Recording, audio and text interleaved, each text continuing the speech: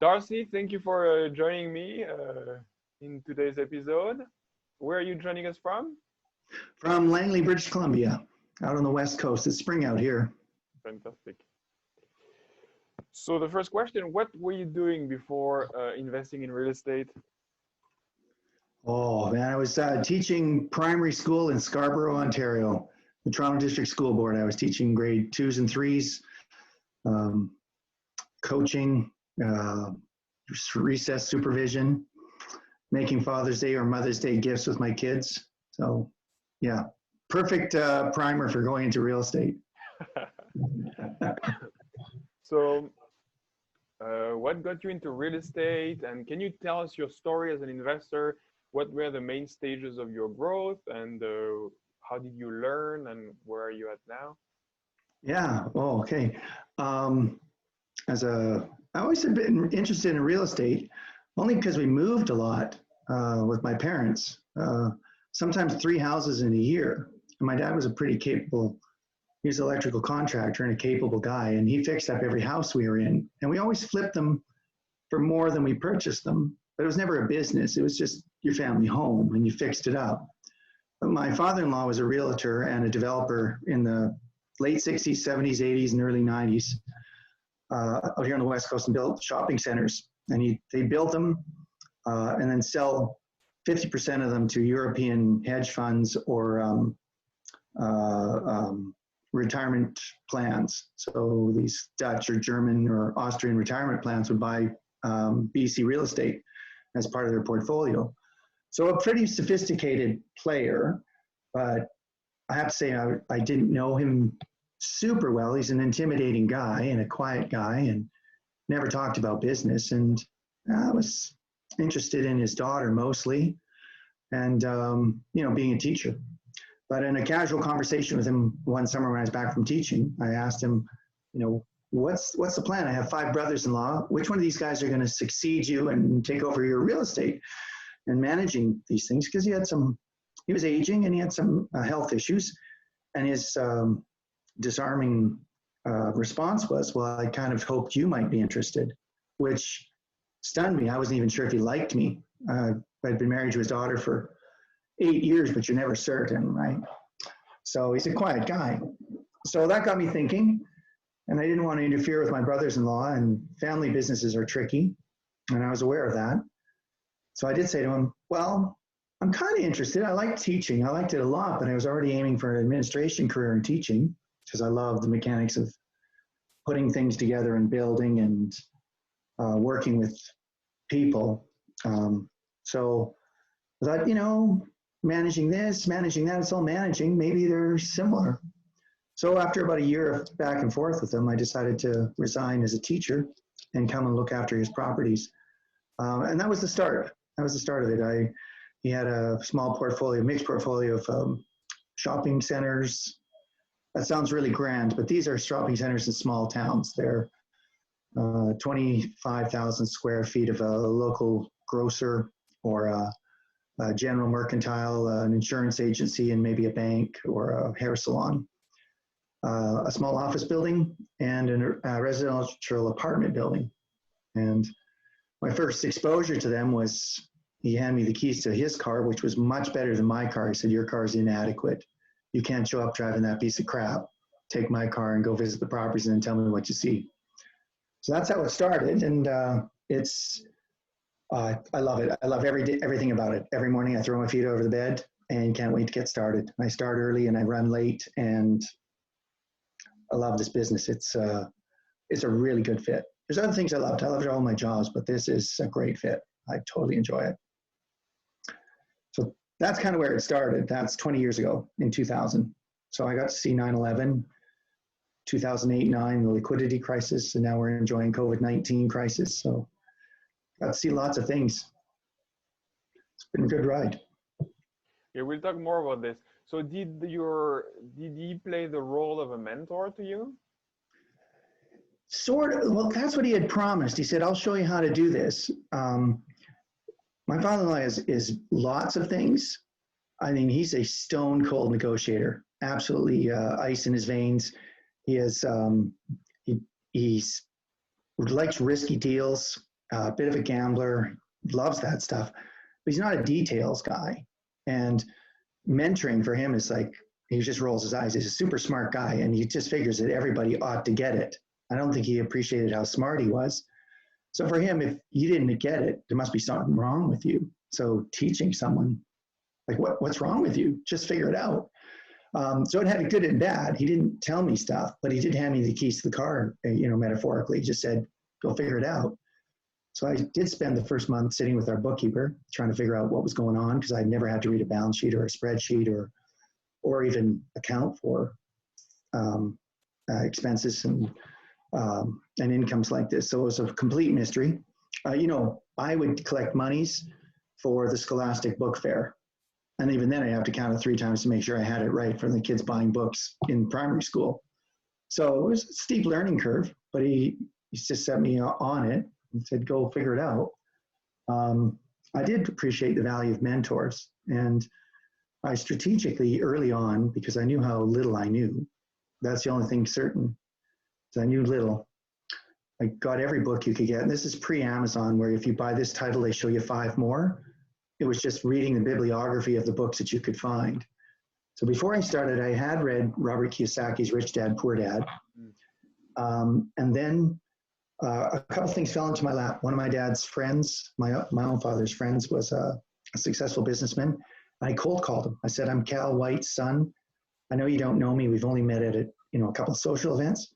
But honestly, I'd buy you lunch if I could take an hour of your time to ask some questions. He was generous or flattered or flabbergasted, but he agreed to do it. And I drove out to Chilliwack and sat with him for an hour, which turned into 2 hours, and a commitment for him to meet with me quarterly for the next several years to talk about everything of any import. One of my partners, my father-in-law's partner, Rudy's partners, Klaus Richter, is a successful real estate entrepreneur. And I was a minor partner and the property manager on a property that he owned. And I asked him, almost begged him for the same kind of thing. And he's become one of my close friends, mentors, and I adore him. And I can phone him anytime, and he's given me entry into a whole world of players that I have no right to know.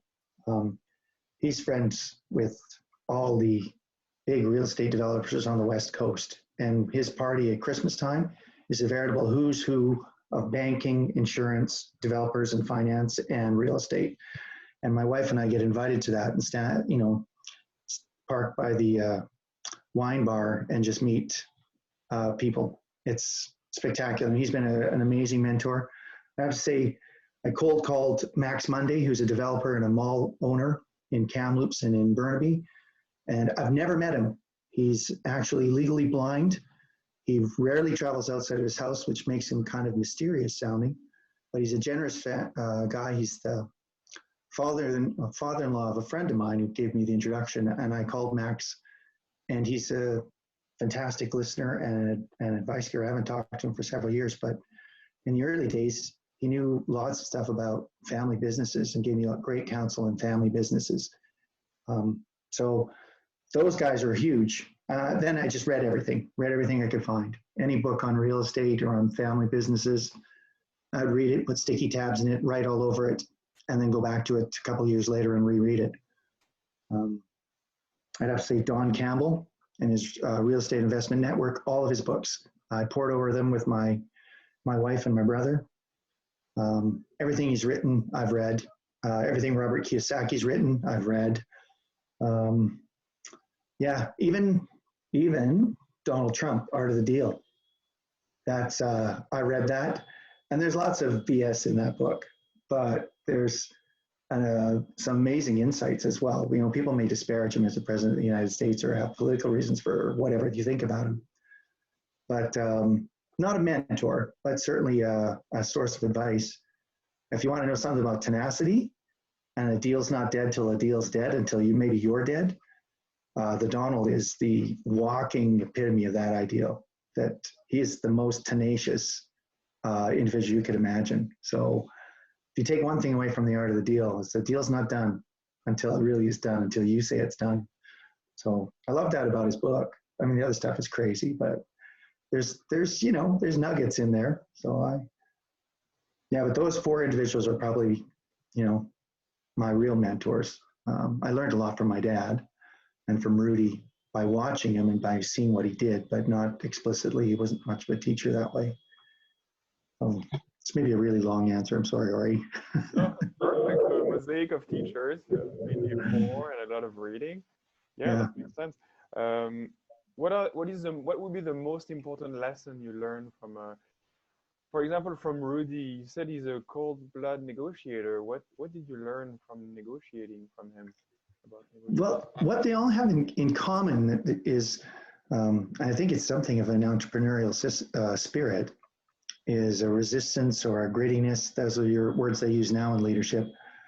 But they're just stubborn. They don't give up on deals. They're not easily dissuaded.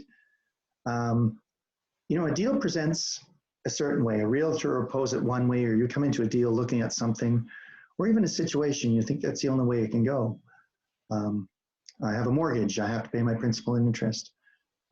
There's an awful lot of ways that deals can get worked around. There's just way more flexible ways to think about the work. And if you're persistent and just stay in there and hang in there and fight. I borrow from Muhammad Ali, the rope-a-dope, when he was fighting in the 70s, when his skills had eroded, but he stayed in the game so he could have that one chance for the knockout punch to win the fight.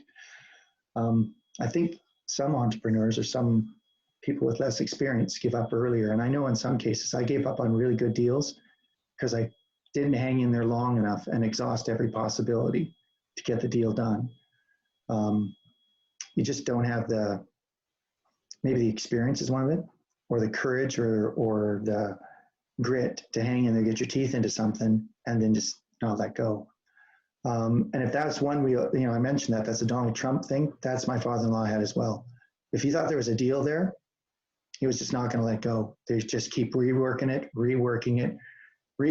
until he could find a way to achieve it. And that's gold. And maybe it takes some experience. He'd been in the business 40 years. And it's harder when maybe you're young and you haven't ever experienced that. But that's probably the biggest lesson. It takes a lot of determination, grit to hang on. Okay. Probably the most important lesson. Okay. And in terms of portfolio, can you walk us through the initial portfolio you inherited? What did you grow it? I think you have properties in Windsor, in other provinces too. Where are you at now? Can you walk us through the history of the portfolio? Yeah. The initial deal, I had to get a lot better at negotiating, but the initial deal I had with my father-in-law was just to manage his properties. And I found out one of the things I really liked was reorganizing and optimizing. So he initially held everything personally and would do a statement of taxes of real estate holdings, a really simple form where you could subtract all your expenses. In the end, you tried to lower your net, but you're subject to whatever your marginal tax rate was at the time. And for him, it was really punishing. He liked that organization because he didn't really like a different model. He liked it loose and open and very interpretable. But I thought we could optimize the properties better. And I was just a property manager for him. So we optimized his stuff and we're able to find a way to maintain his estate, to fix his taxes and to get him paid and to reduce taxes on the whole portfolio. Because within 2 years of joining my father-in-law, it became clear that the expenses and that the history of the properties, there was a lot of deferred capital, it had tons of vacancies. He really needed help at that time. They'd run their course. He'd been sick for 3 years. So it looked really, probably within 16 months, I wouldn't have a job. There'd be no money left. He was cycling through his lines of credit even to keep me on. And my wage was an impediment to necessary capital improvements or tenancy improvements to re-sign tenants. So it was a bit of a crisis. And I went to work on optimizing his portfolio so it would actually make money. And I actually started applying for jobs as a teacher again. And it looked like a real huge failure, a terrible mistake coming out here. If I couldn't fix his properties, I wouldn't have a job. So I started applying for BC teaching positions. Luckily, I didn't get any. It was a hard time to get a job as a teacher in BC at the time. And we figured out a way to save his properties. And then we figured out a workout arrangement for me to work my way into it and buy out the properties. So it took me another 16 years to pay off his properties. And then I refinanced them and bought out his heirs, my brothers-in-law. So I didn't inherit them as much as I made them profitable, refinanced them, and then purchased them again. So I did that, and it was small enough. I wasn't a really great negotiator of wages. I'm still not really good at that. But I had a growing family, and I had 3 kids and bills, and a very, very, very modest wage with no profit sharing, no commissions, no nothing. I'd agreed to him to a wage that was equal to a 3rd-year teacher. And I forgot to count that. I gave him net, not gross, and no benefits as my number. So it was pretty poor. It was a terrible move, but I loved what I was doing and I want to stay doing it. So we had to find another way to turn some money. So we looked around and we noticed Langley condos were undervalued, that the vacancy rate had fallen. I read CMHC religiously, and the vacancy rates had fallen, the prices were flat, and interest rates were dropping. And I thought you could make cash flow on single condo units. So we refinanced our house, our condo, that we were living in a townhouse. We refinanced it, and instead of lowering our payments, I rolled it on buying 3 condos and a pre-sale townhome. And over the next 16 months, we filled them, paid down principal, and when the market rebounded about 2.5 years later, I had only $7,000 down on a $100,000 purchase, but I sold them for $180,000 and $190,000 each. So I netted out about 90 grand on each of those properties and 110 on the townhouse. So then I had a stake. And then with my brother, I bought our first multi-res with our 2 families. And then we bought 2 more properties in Windsor, refinanced, used my refinance money to double down again on the next one.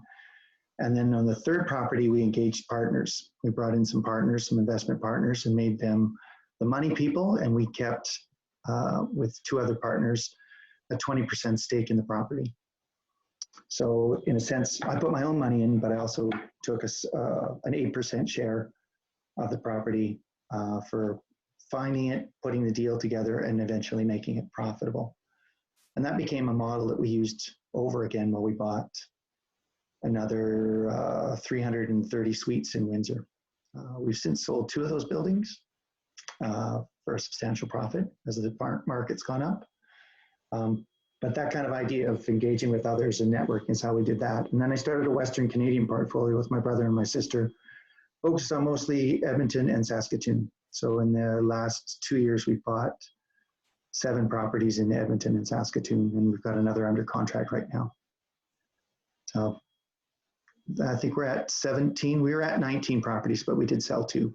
And we're adding another one again. So we'll be back up to 18 and see how it goes.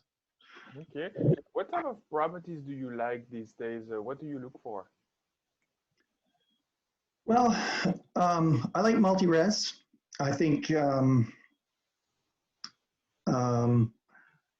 I just think they're kind of bulletproof in a certain sense. They don't have the big end upside, like filling a vacant mall with retail could be really huge. But boy, you really need the contacts there, and you need a big market where there's lots of opportunities. I like that with multi-residential apartment buildings, every person that's not owning a house could potentially be your client. If you get a hair salon, well, all the bald middle-aged guys like me are not clients. There's a limitation on the hair salons. People with good head of hair like you, well, you're a client. I'm not. Everybody needs a place to live. And I like that about it. I like people. And I like that there's a niche here for a player like our people, our team. Below the AAA concrete institutional apartment buildings, which are gold standard, they're beautiful. There's a spot for a well-managed, professional company managing those C plus, B class, wood frame, concrete floor, concrete facade, low rises in good secondary markets. If you can manage them, professionally and really with agility and really closely, if you buy well and you can fix them and you have a value prospect there, I love that. I think there's a real opportunity for a player like us. I think Bob Dylan's been playing that game for the last 12 years. So everywhere we are, everywhere he is, we're there as well with Avenue Living and Timber Creek. And so those are big, big versions of what we're doing. And I use their same probably market analysis. I'm checking their rents. I'm checking their vacancy numbers. I'm checking their SADR reports where they're filed because they're public companies, some of them. They have a public component. I like to do what they do, and I'm tucking in behind really big players. I hope that we're a little bit more agile, that we do it a little bit differently than one of the big corporations, that because we're smaller, we can offer more value, sort of a different level of service than you can maybe get with one of the larger apartment companies. But that's what I like. So we're always looking for a value prospect, some way. So we buy vacancies. So the cap rates don't look great because we're buying vacancies and we're buying trouble. We did say we were buying out of the 4Ds: debt, death, dementia, and desperation, don't want them. That there's usually a reason why these properties fall to us, and there's a problem to fix. And we think we've become pretty good at fixing problems and buying problems and then making them right. So for us, there has to be a value prospect, something to fix that we can make it. So often that's just vacancies, or they're dirty, or they're disreputable, or broken, or smelly, or poorly managed. One of those things is going to be in the case, and they're always dirty, and they're always filled with garbage. So that's where you usually start with a dumpster and bleach. So that's pretty much where our properties start. If they're smelly and they're wretched and filled with garbage, that's usually one for us, and we start fixing it up. So it gives us a place to start. So you've mentioned the systems. You're talking about buying problem properties. Can you tell us how good property management looks like? Yeah, because that's a tricky one for us, and we've gone back and forth on that. It's not profitable. I don't know how property management companies make money. It's a cost center for us. I know we can improve the value of the asset. So I think of property management in terms of improving relationships, improving the asset value, but it's hard to make money on property management. For us, it's a cost. It costs us to do these things. So I really admire well-managed property management companies that can turn money. Because for us, you probably need 14 or 15 really good properties that are performing at peak efficiency to afford that kind of management. Because they take the first 7 to 8% of your money. That's a lot. That's usually where your profit is. So you got to be way more profitable than that to afford property management. So our management sits around 4.5 to 5%, and it's a cost for us. But if we think of it in terms of adding value to relationship, to the asset value, then it's tolerable. But we don't make any money on the management part of things, and it's a real struggle. We manage from a distance. I'm in Langley, but I've made now 180 trips to northern BC.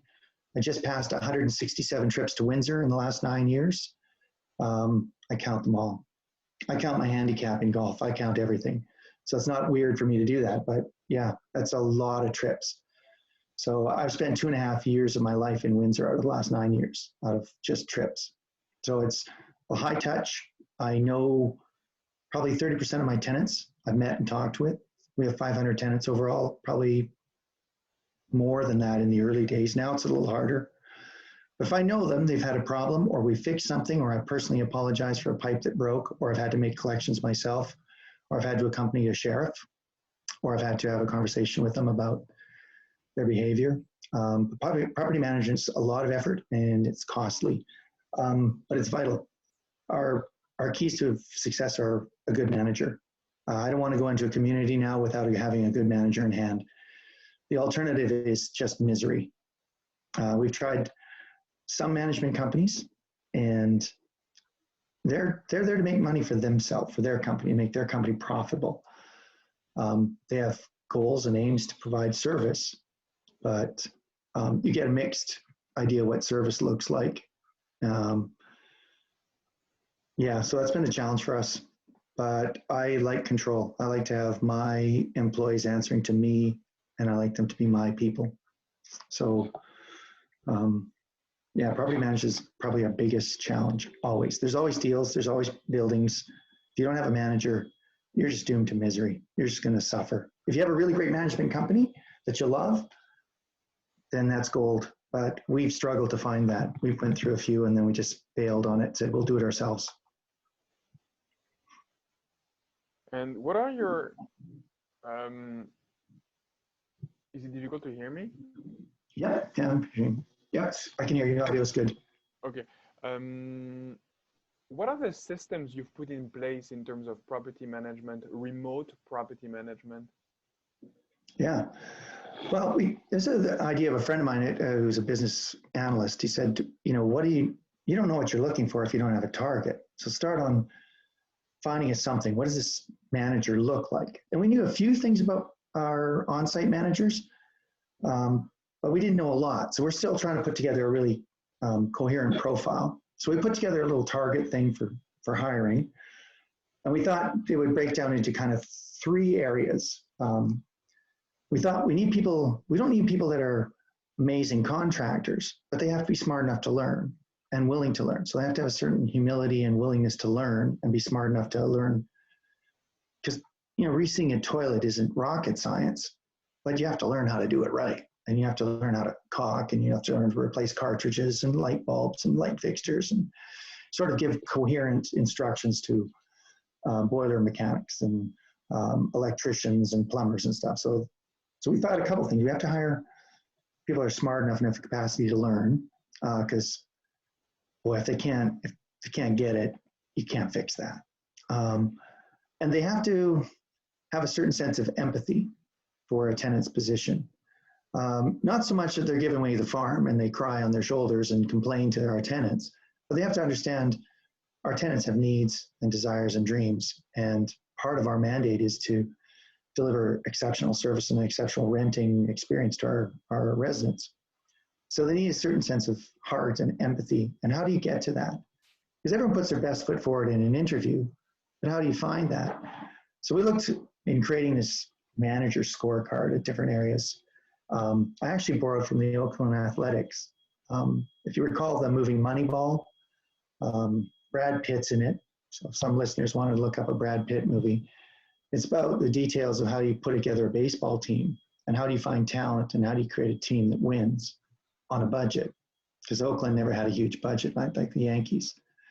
So the guy behind Moneyball had these ideas of actually measuring true performance of baseball players, what they actually accomplished, not what they said they accomplished, not what they looked like. So we tried to get behind that, what an effective manager does. And we broke it down to they got to be smart and they got to have empathy.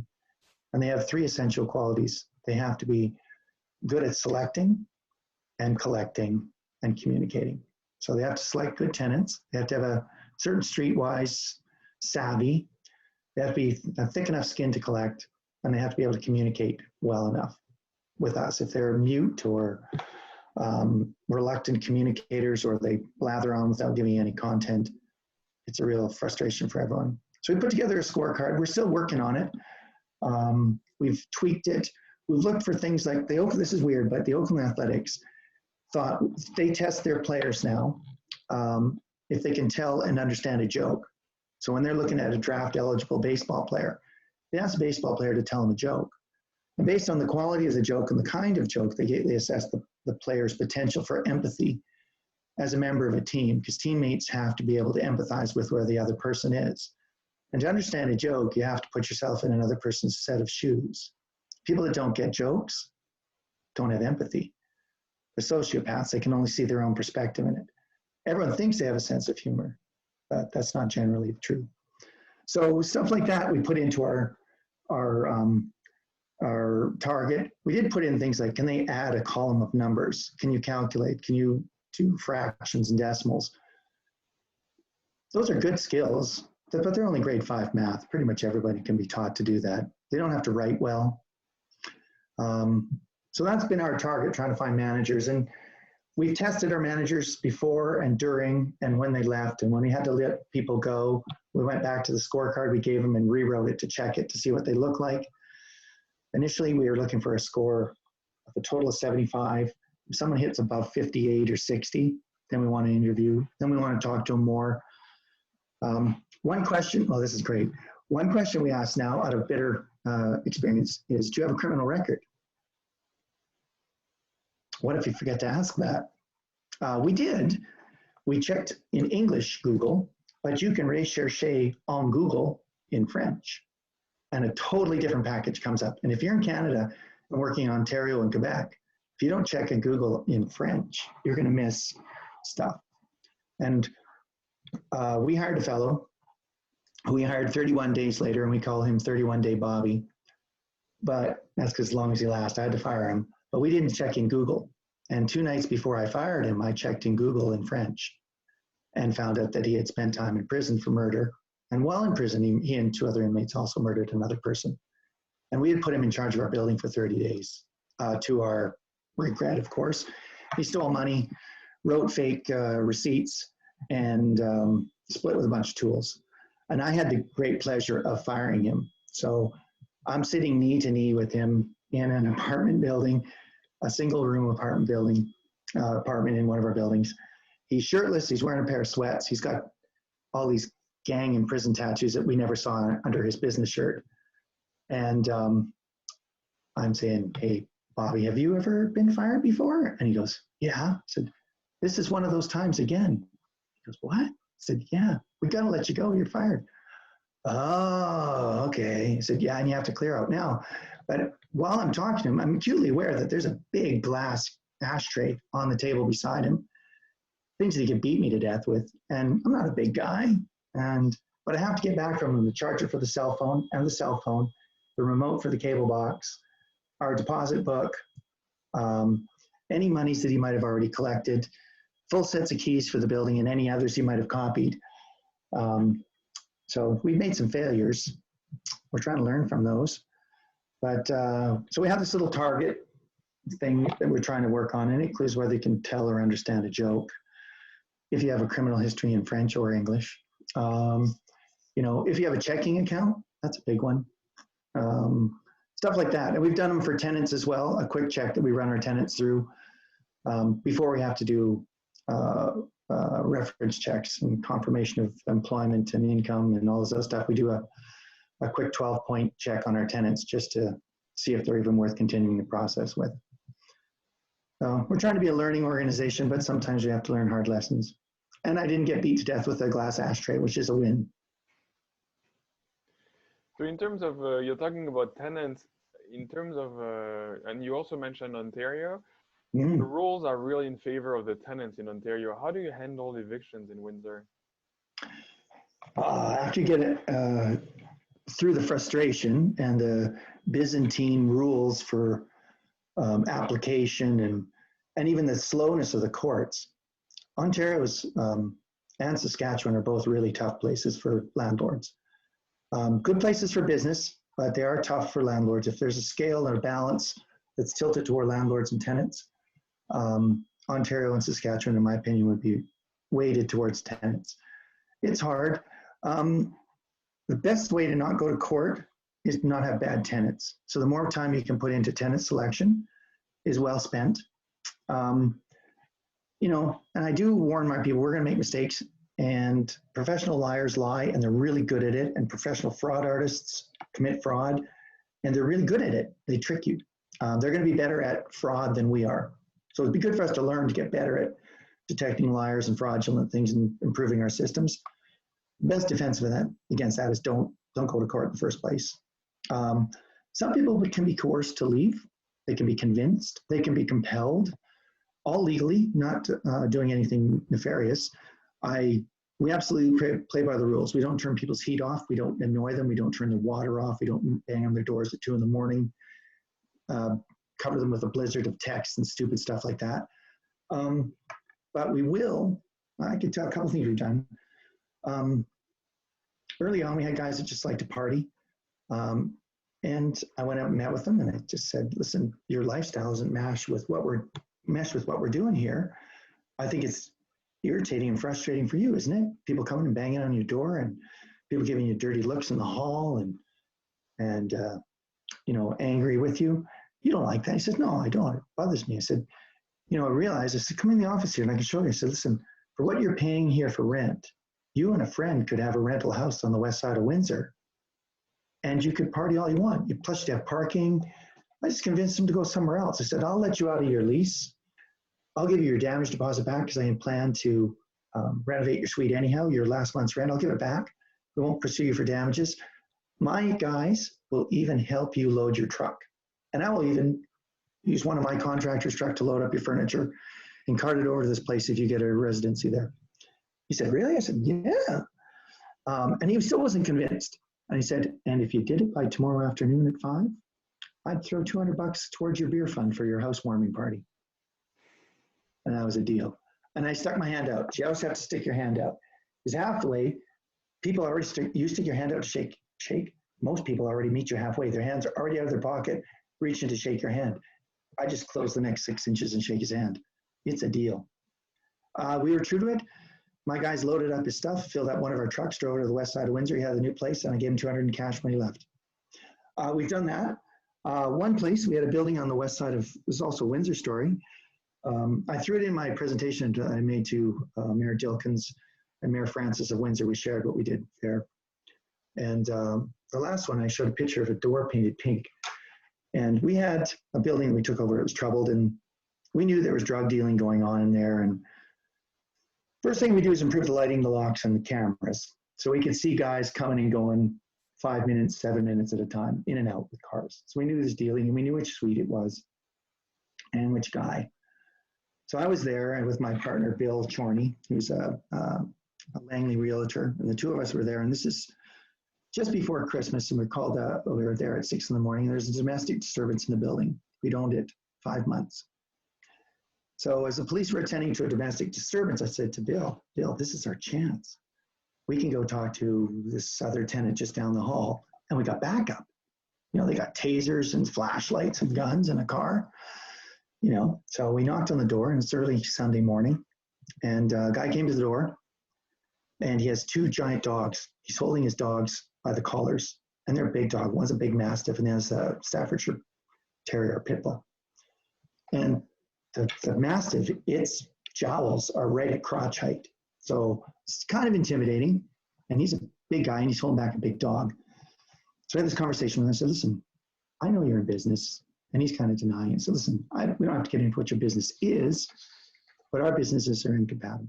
I'm going to fill this building with little old ladies, families, students, and it just isn't going to work. They're not going to tolerate you here. You have no future here. And 2 months before, we had to converse on the phone, I have to back up a bit. 2 months before, I had this idea. We were repainting the halls, and I was repainting the doors in different buildings, different colors. And I decided to paint the 2015 color of the year was Old Rose. If you look it up, it is the color of the year for Benjamin Moore. So I painted the doors on his suite rose, which is really pink.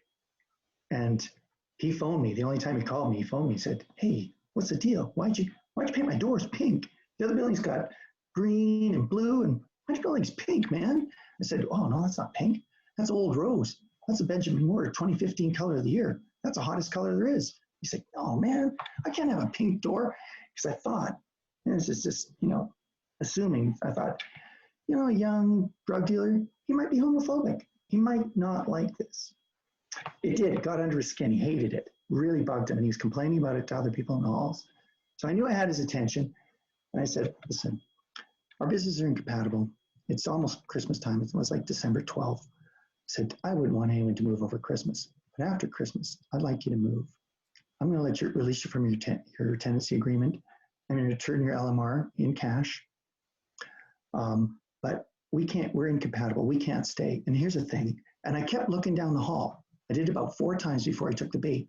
He finally looks out of his suite door and leans forward and looks down the hall, and the cops are down there. And this is the first time he sees the cops. So then that registered a little bit. I don't know that he was afraid of cops, but it maybe looked like we were resolved. And then I finally said to him, I played my trump card because I always wear a sport coat and I'm a 50-something-year-old older guy with a gray beard. I said, listen, I'm a persistent, old, cantankerous, rich white dude. And I'm not going to stop till you're gone. And we can go easy, and I can let you out of your lease, and you can enjoy Christmas here with your family and no trouble.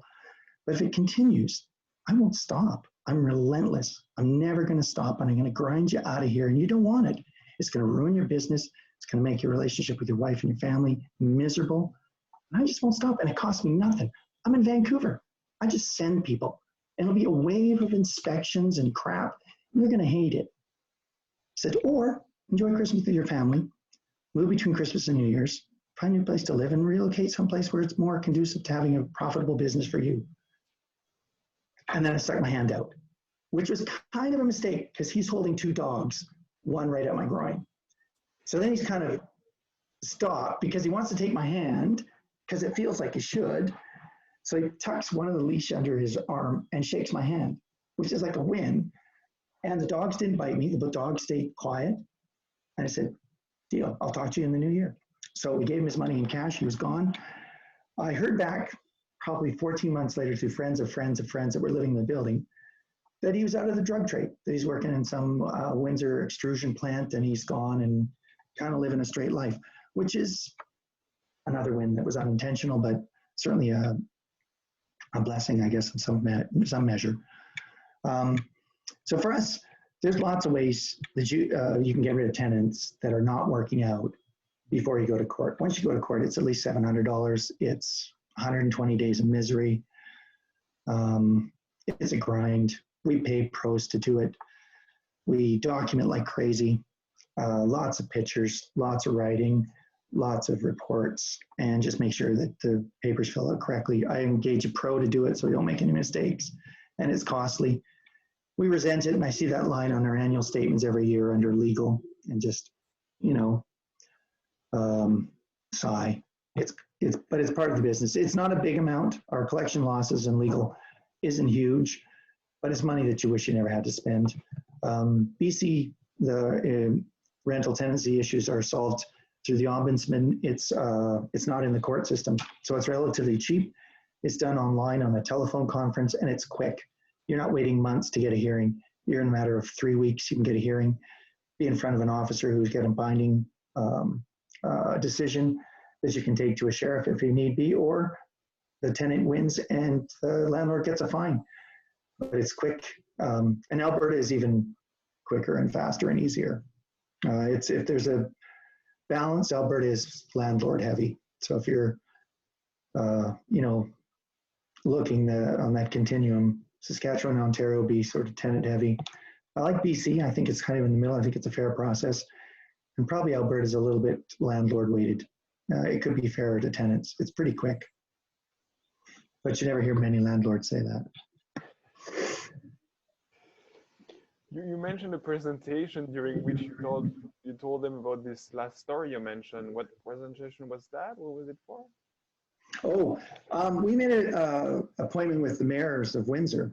I want them to know our story, and we were trying to work with them or to get them looking at some kind of industry task force to look at the downtown and how they're spending and how they perceive landlords. So we wanted to share our story with them, what we're doing. We also wanted to see if we could get some contractor parking in the laneway. That was going to be our win if we could get a contractor parking space. But the biggest thing is we just wanted to meet the mayor and let him hear our story and see the things that good landlords were doing in Windsor. Yeah, there's been negative press about crummy landlords, and I know there's some. There's some guys that are goofs that take advantage. By and large, most landlords provide a reasonable service, reasonable to good service. Those big firms provide relatively inexpensive housing for people that's well managed and well maintained for most people. Occasionally things go sideways for them. Most of the outrageous stories are small single person guys who don't know the act very well or are taking advantage, but it's small. So we had some counselors in Windsor that were saying gross distortions about landlords in Windsor. And we wanted to talk to the mayor about it and say, hey, no, this is what we do. This is the kind of good work we do in our cities. I was grateful for an audience, and they heard our story, and they both seemed to be generous and caring guys that want to lead the city. But we didn't get a parking space. And we didn't get a cut on our property taxes. So Ontario property taxes, just for the rest of the country, are 2 to 4 times higher than the rest of the country. Wow, that's good. It's unbelievable. And one of our things is we had to point that out. You know, a comparable property, say on Vancouver Island, would have 1/5 the property tax of an Ontario property in Windsor. Oh, wow. It's unbelievable. The difference is huge. So property tax is 25% of every rent dollars in Windsor. That's a lot. So when you add in all the taxes of whatever kind, utility taxes, property taxes, taxes on the goods that you're buying for renovations and capital repairs, 35-40% of every dollar is just taxes. Throw in your utilities costs, your insurance costs, wages, you're now up to 70, 75, 80 cents on every dollar. So unless you really got an optimized product and you're absolutely full and you're managing it really well, you're looking at single digit returns unless you can do something extraordinary to get better than that. So that was our big deal with talking with the mayors. So we had comparisons from other jurisdictions, Saskatoon, Edmonton, Vancouver, Duncan, British Columbia, different places where we had properties, and showing them the kind of property taxes were charged in other jurisdictions. It didn't gain much traction. That's one of the few spots where they were just blank-eyed. They just looked at us and went, okay, what else have you got? And we got a pen. We each got a pen. So that's nice. I use that pen for signing. So it was totally worth it. Okay. And so you do a lot remotely. How do you handle contractors remotely? I usually want to meet them beforehand. So that's why lots of trips. That's why 170 trips out to Ontario or 180 trips up to Northern BC. I want to know them. I want them to get assurance that I'm going to pay them. The biggest challenge for contractors working with someone new is this guy going to rip me off? Are we communicating clearly about the scope of the work and what success looks like and what finished work looks like? So we would meet with them on site, type out our materials list. I have a sample board of what products are, what they look like, photographs of finished suites. If we have a finished suite, we walk them through and say, this is 3-inch flat stock, MDS flat stock I want here. This is the vinyl plank I want. I want aspen beige vinyl plank. It's available from here. Your alternative would be Corona here. So we go over the materials and what finish looks like, what our expectations are.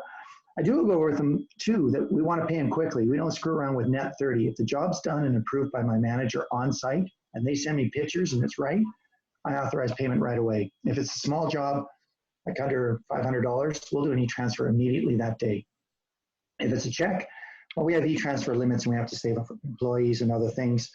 So if it's a check, we write the check right away, put it in an envelope and send it. I don't screw around. My dad was a contractor. My dad was an electrician.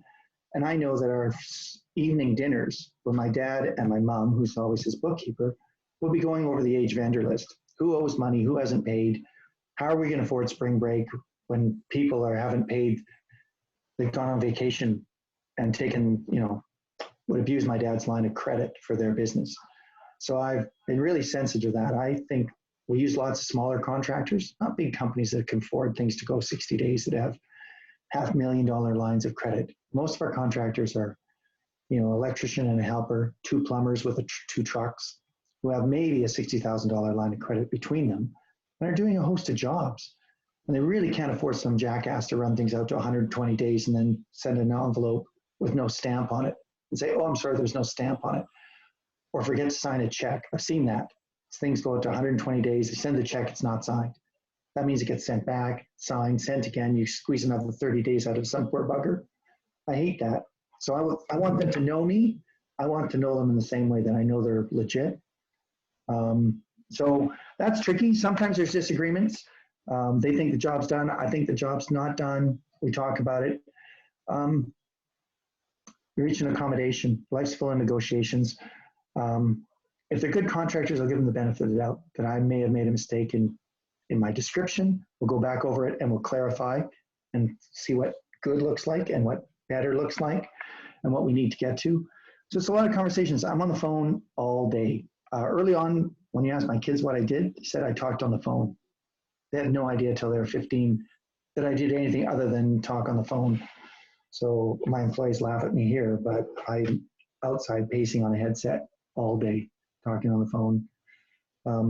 It was funny. My grade 7 teacher, Mrs. McConnell at Port Hardy Junior Secondary School, wrote in my notes, which has stayed with me for life, if Darcy doesn't stop talking, he will make nothing of his life. And I think that's what I do. I talk people into taking suites in our buildings. I talk people into leaving early. I talk banks into finding us, or talk investors into investing with us. I talk contractors into working for us and resolving conflicts. And it's all a lot of conversations, constant, all day. And you mentioned an on-site manager. Who is it? You have like a superintendent who also look after the work when the work is done, and you make sure it's done properly by the contractor? Yeah, between our 2 key people are our on-site managers. So for our property manager, I manage it here. My brother, my sister, and my nephew Jason manage as sort of quote property managers. But in all our properties, we have an on-site, and that person is a custodial manager. I say to them over and over again, you're a custodial manager for a purpose. You're always picking up garbage and cleaning. That comes first. A dirty building is just a dead loss. Nobody wants to rent in a dirty building or stay in a dirty building. And it's the lowest hanging fruit ever. This is another Donald Trump quote, surprising. He said, if you want to see a loser, it's a guy with a for sale sign on a dirty car. I mean, the easiest thing to do is wash that car. It doesn't take a genius to wash a car. I mean, so I say your custodial managers, your first job is clean. Keep it clean. Always clean. Always be picking up garbage. And I make a point of it when I'm talking to my managers outside in the parking lot or looking at landscaping. I'm picking up garbage the whole time I'm talking with them. I'm listening to them. And sometimes they're complaining about how hard the work is. And I keep picking up garbage right from under their feet. And I wait to see how long it takes them to start picking up garbage with me while we're talking. Because it never stops. If you have a property on the prairies, the garbage is blowing either from the east, from Mississauga, all the way to Saskatchewan, or it's blowing from BC all the way into, and Alberta, all the way into Saskatchewan. It never stops. The wind blows garbage. It's constant. So our on-site managers are hugely important. They're the ones that select, collect, and are frontline people with our tenants that show our value. My bookkeepers are equally important.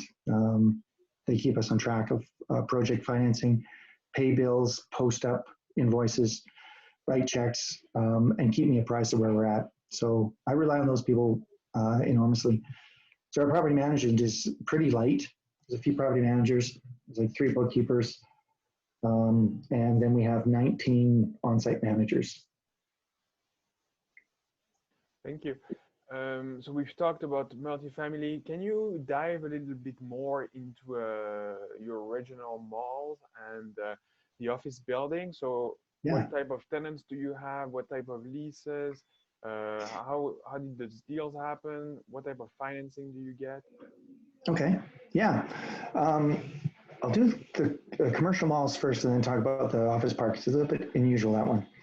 Commercial malls are generally triple net lease, and that's net of taxes, net of insurance, and net of common area maintenance. So you have a net amount that we get that's our sort of, that manages our capital costs, our office, our principal interest repayment, and whatever profit we have. The parts that are out of that lease are negotiated parts that are costs are by others. So sophisticated tenants like commercial tenants would recognize that there are times when insurance or property taxes have declined. And we saw in northern BC and in British Columbia, with successive conservative governments, declines in property taxes through everywhere. Now, if we had a gross lease with all that included, say for $10 a square foot, and our cost of insurance and our cost of property tax went down, our profit would increase without having done anything for it.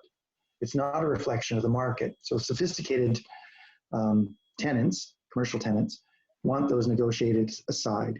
So we have agreed on a net rent, and then we look at these additional rents on a yearly basis and resolve them annually. So I would talk with my insurer and we negotiate hard and get the best price for required insurance coverage.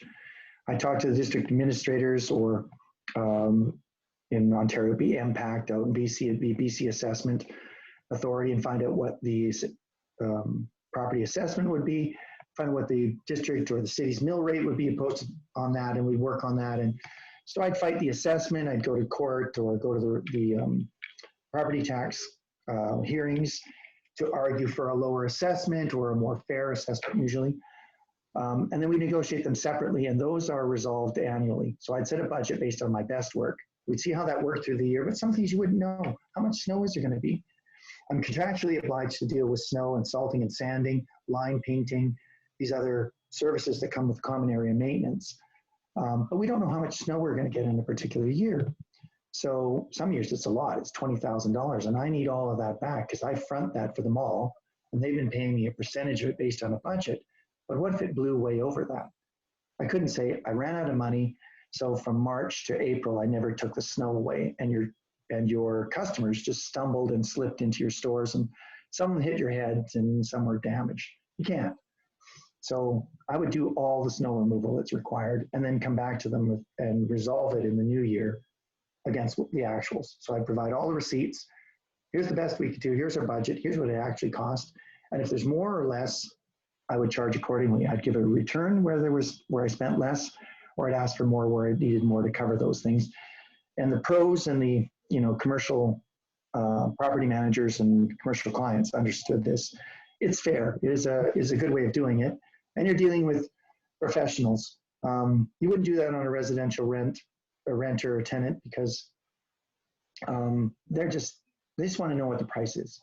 And that's easily set by the market, and it's not as volatile. The tenants in those, I have to say, we have a food anchored mall in northern BC with Save On Foods. It's a regional, large scale food seller, not unlike Loblaws. They compete with Superstore. For your Eastern listeners, they compete with Superstore out here in the West. They're the Overeat brand. It's Jimmy Pattison and Save On Foods. We have a food anchored mall. We had till recently CIBC in there. So one end was a Save On Foods, and the other end was a CIBC, and in between was a national hardware store, a national insurance brokerage, Subway, a local liquor store, province of BC, local dance studio, and a esthetician. What else is in there? A general mercantiler, Field stores. Fields is roughly equivalent to Red Apple or Bargain Shop out in the east. It's a regional player west of Thunder Bay. So that's, we had two malls that looked a little bit like that. And those leases are pretty standard leases. A few of them, like the province of BC, have their own internal lease. And if you want the province of BC as your tenant, you use their lease. That's the only way you deal with them.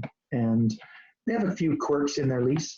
Nothing too tricky. It's just different way they do things. They'll pay up to 85% of those CAM charges, just in case you're below. They don't want you holding their money, any extra money through the year. And they're dealing with provincial money. That's probably not a terrible idea. So they don't give you all of your additional rents every month. They hold it to the year to make you resolve and to see if it's less. And if it's more, they pay quickly. But if it's less, then they haven't had their money sitting in your pocket for parts of a year. It's probably good stewardship of government funds, and I don't resent it at all. And those leases, negotiating those leases is different. Like a tenant in a residential apartment, you post a rent, most people will either take it or leave it. You'll have some pushback and they say, ooh, I don't know, it seems a little high. But it's pretty easy to get a market. If there's 3,000 suites, say in the city of Windsor, 2-bedroom suites, you got a pretty clear idea what the market is, and the variation is just on quality, and it's pretty obvious. This place is wretched and dirty. That place is clean and nice. It's worth $50 more or $70 more per month. The market on commercial negotiations and rents, that's a little trickier. You're now looking at regions, you're looking at retail value or dollars per square foot that they might imagine. So that's a big thing for retailers. They want to know a reasonable number for what that square footage would produce for them. And if they're not making money per square foot, then they're either their space is too big or they're paying too much for each square footage. So it's a little trickier, but you're dealing with a pro and it's less emotional. There's a distancing there that is kind of refreshing. It's kind of all right. But every hair salon and every esthetician or massage therapist or sole proprietorship, even like say a Subway, is a person behind it that's making their living and feeding their children or planning their vacations or something like that. I don't know how to mute this. There we go, sorry. It's one of my partners. That's the only tricky part of it. If you're not prepared, you're going to get chewed up. If you're not prepared for the thrust and prairie and back and forth of it, if you're not comfortable with that, it can be a disorienting or maybe an anxious process. I kind of enjoy it. Yeah. The office park is a bit different. Our clients there are government. And in that case, you're dealing with usually a board at some level that answers to a government overseer that may go right up to a MLA, a member of legislative assembly, or a legislative assistant who's approving it. So it could be through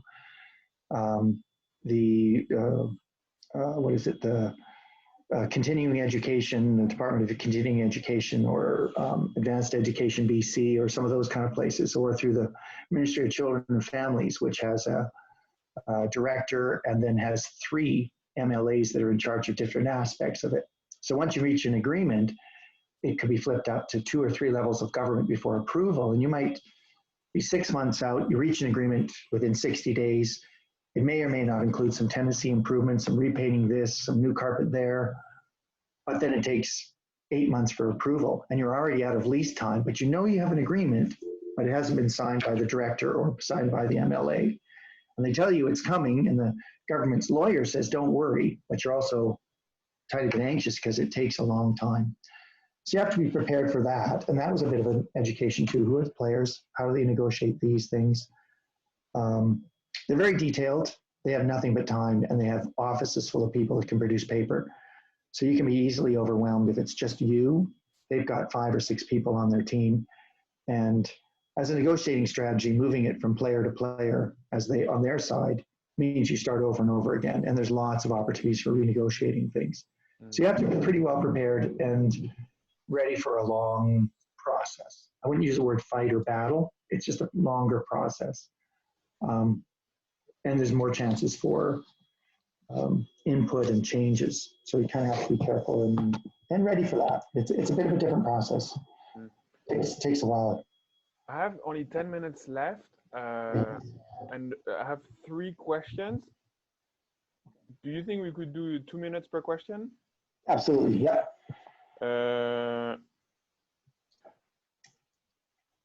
So which one out of those 2, the multifamily on one side and the commercial, the malls on the other, which one is the most profitable, you would say? Boy, the mall. The malls make more money. Absolutely. It's a higher risk, right? It's a risk reward option. If you lose a tenant in a 1-bedroom apartment, you lose 1/28th, 1/30th of your building's income, and it's easily replaceable. You lose a commercial tenant, it might take 2 to 3 years to replace them, and you could lose 15 to 20% of your mall. And if your income your profit is in the last 15%, you're underwater for 2 to 3 years. You need deeper pockets, and you need relationships in the commercial industry to maintain vacancies or maintain a full mall and avoid vacancies. High risk, high reward, but malls are much more profitable. Okay. And In terms of crisis, so you said you started in 2000, you've been through 2008, and now COVID. Uh, how do you think, how were you affected by COVID right now? And how do you see a post-COVID for your office space, for the retail you own, for the apartment building? Yeah. Oh, excellent. Okay. We thought and we projected with some models that with residential, we'd be fine. But we thought 70% of our tenants already receive some form of government funding for the rents anyhow, whether it's Canada Pension Plan, CAW, disability, social services, all these other agencies. So we figured with 70% of our money coming from government anyhow, those rents would be paid and that would more than clear our property tax, insurance, principal, interest, wages, and utilities. So we'd be looking at reduced profitability for a time. But if you could hold a property and pay down your principal, you're still making progress. And eventually values would bounce up and you see it in the value of the property. So we thought it was fine. Commercial stuff, much trickier.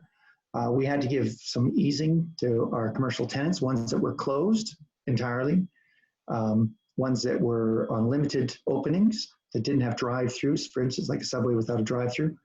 We had to give them rent easing, and it's ongoing. We don't know how long that will last. That's been a tougher go. I believe in properties with lots of equity in them, and I don't have them leveraged high. So we have nothing with more than 60% of loan to value, and the only ones with 60% of loan to value are our most recent purchases. Ones where actively bought them with that and have sufficient reserves to weather a long run. So that would be the biggest difference. It's harder in retail, and you're probably seeing that out there with so many stores closed, but people have places to live and the lights are still on there. Where they go in the future, I think Amazon is a bigger threat than COVID-19 to retail. That you can have things delivered on a Sunday morning at 7 a.m. I'm in my slippers and I've had parts for some of my buildings delivered Sunday mornings. That's incredible. But a guy with not even with an unlogoed car, it's a young kid in a Mercedes M-Class delivering parts for our cameras. And he's got a carload full of stuff. He's driving his dad's car. He has no costs and he's just making delivery fees. That's a game changer for retail. And I don't know where that will ever eventually spin out, but that has me concerned about retail. Yeah, and you mentioned the 2008 crisis. There, you have to take what you can get for financing. Sometimes you went to second and third tier lenders and higher rates, but you stayed in the game. You're not in the game if you don't have property. So we couldn't get RBC and CIBC money, but we took credit union money and higher interest rates, lower loan to value ratios, but we stayed in the game. That's what it looked like surviving those times. Perfect. We should have done that from the beginning. What's your third question? What's next for you? Oh, some kind of elegant finish. Like I still want to add more, but I have to find a way to take time off. I'm not good at that. I have some ideas for forming a family charitable trust or foundation and doing some cool things there with arts. My wife's an artist, an opera singer, and some of my daughters are artists, but that's a big thing for us. So some elegant way to take some time off, still continue adding, maybe semi-retirement, it looks like that, but maybe that's 7 years from now. So we'll see, but that's what the future kind of looks like. More of the same. I love what I do. Okay, a question that's not really, that would be my last question, and maybe I'm going to try and integrate it back into the rest. How do you structure deals you do with investors, and how do you find your investors, and how do you get them to invest with you? Ooh, that's another whole podcast. Okay, but real quick, I have to credit my brother Donald White in this. This is a lot of work that he does, and he's almost always the smartest guy in the room. So it's nice having him on the team. Don looked into structure. We employ a partnership structure, a partner with holding an asset in Bear Trust on behalf of the beneficial partners. And then we have a management company that holds the liability, operational liability. So we firewall our investment partners from operational liability, things like slips and falls and contractor mistakes and things that would cause damage or harm, so that the responsibility for that lies on the general partners, myself, because I engage these people, not on the investors. It also has great tax implications. It flows through, so it's got tax benefit and liability insurance benefits. It's a fairly common structure at a certain level, and it took us a while to find it. Finding investors is interesting. Money is very personal. I know every one of them. I've never had a stranger phone me. It's someone who knows someone I know. And money's weird. I think they really want to look you in the eye and find out if you're nuts or a liar or a cheat. I think people are rightly cautious with their money. I think that's a good quality to have. Investment capital is hard won, and to waste it and squander it on something and lose it is a travesty. That could be another whole thing. But finding them is a sort of, yeah, it's a personal thing. You just have to be out there long enough. I never raise the question. They have to ask me. That's one of my internal rules. They have to ask twice before I'll give them a presentation. It's another internal rule. I want to make sure they really want to know, that they're not just being polite and saying, what do you do? And then I tell them, and then I tell them too much, and they go, geez, I wish they would shut up because I'm not interested. So I never want that to happen. So how do you define yourself when people ask you, what do you do? What do you say? Sometimes I say I manage properties. Sometimes I say I manage real estate assets. I just say the word manage. It feels mostly what I do. I talk on the phone a lot. I talk a lot. Talk with... Like your grade 7 teacher would say. Yeah, that's exactly it. I turned talking into gold, maybe, or at least into real estate. So that's for you, Mrs. McConnell. I proved you wrong so far. Yeah, great. Well, thank you so much, Darcy. I really appreciate your time and the quality of your answers. And I think the audience would find it very, very interesting, like I did. Anytime. Thank you. All righty, and stay in touch.